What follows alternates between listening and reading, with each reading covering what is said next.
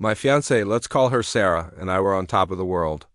Wedding plans were humming along, deposits were paid, and our bachelor and bachelorette parties were set for the same weekend.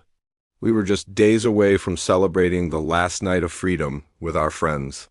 I was in my home office, finishing up some work, when I heard the sound of laughter coming from the living room. Sarah was having a pre-party get-together with her bridesmaids. I smiled, happy that she was having a good time. But then my blood ran cold. Through the slightly ajar door, I heard her giggle and say something that stopped my heart. You guys, I totally invited my ex, Mark. I really hope he comes. I spent a solid hour shaving absolutely everywhere just for him. Her friends erupted in howls of laughter. I just sat there, frozen in my chair, shaving for him, for her ex. We were getting married in 2 months. The laughter from the other room felt like a physical blow. I couldn't breathe. I didn't storm out. I didn't confront her. I just sat there in silence, the sound of their giggles echoing in my head. The next morning, the sun streamed through the window. It was the day of our respective parties. Sarah stirred beside me, then rolled over with a sleepy, entitled smile. Is my breakfast in bed ready?" she murmured, expecting the usual Saturday morning pampering. I had a different kind of surprise for her. I propped myself up on one elbow and looked her dead in the eye. "No," I said, my voice calm but firm. "But your bags are packed. They're by the front door." Confusion washed over her face, quickly replaced by annoyance. "What are you talking about? What kind of joke is this?" "It's not a joke, Sarah. I heard you last night. I heard what you said about Mark, about shaving." "For him." The color drained from her face.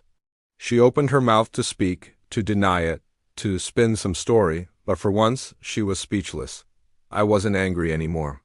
I just felt a profound, hollow sadness. I got out of bed, got dressed, and walked past her packed suitcases without a second glance. While she was supposed to be at her bachelorette party, I was on the phone. First, I called my best man. "Change of plans," I said.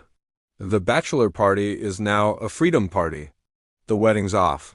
He didn't even sound surprised, just supportive. Next, I called our parents. My mom cried. Her parents were shocked, then furious. At her, it turns out this wasn't the first time her friendship with Mark had caused problems. They'd been warning her for years. Then came the vendors. The venue, the caterer, the photographer. I explained the situation, expecting to lose thousands of dollars in deposits. But something amazing happened. The venue manager, a woman named Carol, listened patiently. "You know what?" she said. "We have a cancellation policy, but this is something else. Let me see what I can do." The photographer was even more direct. "Dude, that's rough. Don't worry about the deposit.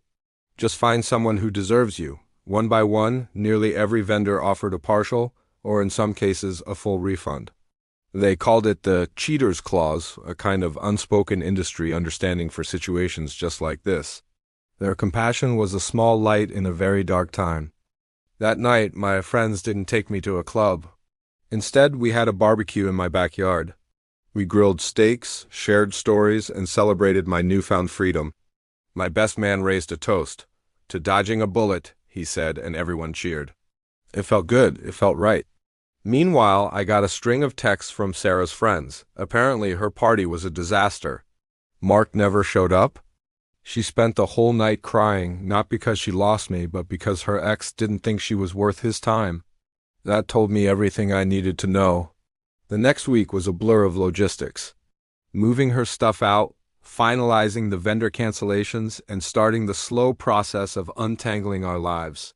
I found the wedding rings tucked away in my sock drawer. I took them back to the jeweler. He remembered us, our excitement when we picked them out. I told him what happened.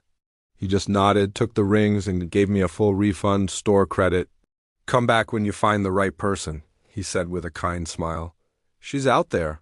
Weeks turned into months. The date that was supposed to be our wedding day came and went. I spent it hiking with my dog, feeling nothing but peace. I used the refunded money, all of it, for a down payment on my own house, a place that was just mine. One afternoon, I ran into one of Sarah's bridesmaids at a coffee shop. She looked awkward, but she came over. "I'm so sorry," she said. "What she did was awful. For what it's worth, she's miserable. She tried to get back with Mark and he completely rejected her. I just shrugged. I hope she figures things out, and I meant it. Her life wasn't my concern anymore. A year later, I was setting up for a housewarming party in my new home. My friends were all there, the same ones who had rallied around me. As I was putting out drinks, my phone buzzed.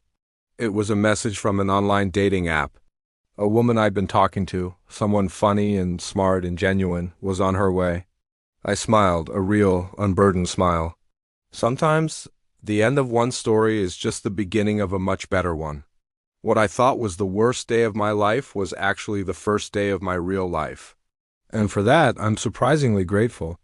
Thanks for listening to my story. If you've been through something similar, know that you're not alone and it does get better. Don't forget to like and subscribe for more real-life stories.